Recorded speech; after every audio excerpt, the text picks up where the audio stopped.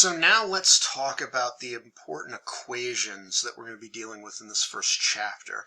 And by nature, operations management is a very analytical subject. So we're going to be doing a lot of equations. We're going to be using them in the class. And most importantly, I'm going to be teaching you how to apply these equations in Excel. The first one we're going to talk about is productivity, and it's really a measure of process improvement. So we're going to take the output and divide it by the input. And so that's really all it is. If you talk to an engineer or a science major, this is pretty much the same equation that they would talk about with efficiency. And it's what you're getting out of a system divided by what you're putting into a system.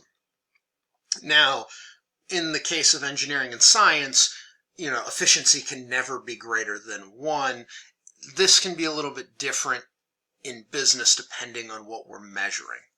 And so the important thing, the bolded area I've got here, is productivity increases if the output increases by a higher percentage than the input increases.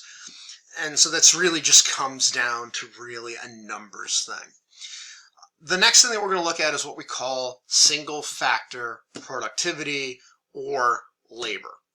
And so it's your productivity is the number of units produced divided by the labor hours used.